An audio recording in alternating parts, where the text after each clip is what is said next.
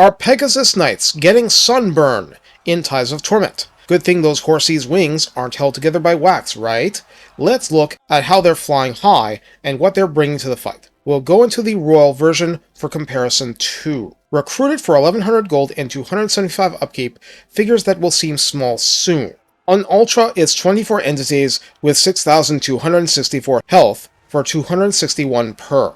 Another unit with this number of entities would be Skin Wolves.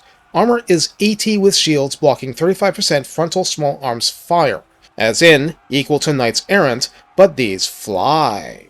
Leadership 75 is quite strong. Speed 105 and charge speed 108 mean mid-air repositioning is very fast. Running speed is 33% slower on the ground, I believe. Melee attack begins at 36. Attack interval 4.7 is slower than the median, but it's still a lot faster than normal knights. Splash target size medium means Knights Errant on down, and max targets actually damaged by splash tops out at 2. So, each can, at best, finish off 2 infantry or pistoliers at a time. Melee defense 32 is actually quite decent. Weapon strength 56 is split base 42 and armor piercing 14, which is higher than most peers, but again, 24 entities only, and it's very much tilted toward the base damage.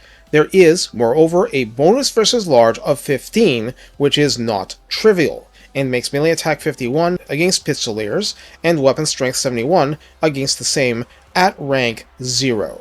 Charge bonus is a sky-high 75 and mass is 1300 per. While this unit has the Blessing of the Lady for 15% word save, has the Knight attribute, can fly obviously, and has Vanguard deployment, it does not have a Lance formation option, so these stats are what you get. Before continuing, off to the Royal version. Recruited for 1600 gold and 400 upkeep, making the other figures seem restrained. 24 entities have 6,744 health between them, a bit higher. I'll mention the differences only.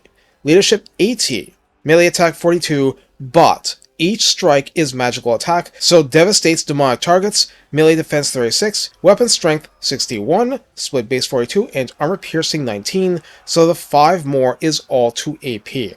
Mass of 1500 is 200 better. So, armor and shields and charge bonus stayed the same. Speed was the same. In addition to the prior traits, it has immunity to psychology, so fear and terror have no home here, and perfect vigor, so fatigue has no home here either.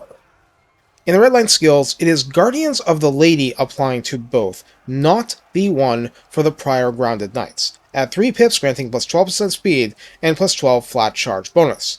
So we're at 87 now. Protectors of the Realm grants rank 7 and up 1's armor plus 12, melee defense plus 5, and charge bonus plus 12 flat, so up to 99. In the tech tree, all the good stuff is shoved toward the end. Blinker Hoods gives leadership plus 6 and charge bonus plus 10%, very decent if fully spec'd in redline. Steel Furnaces adds plus 8 armor, Master Swordsmiths adds plus 12% more weapon strength, regular Tournaments grants melee attack and melee defense plus 5 each. So, how do we use Pegasus Knights? I've seen AI use these in suboptimal ways enough for me to have an opinion. First, it's simply oppressive against any kind of isolated artillery.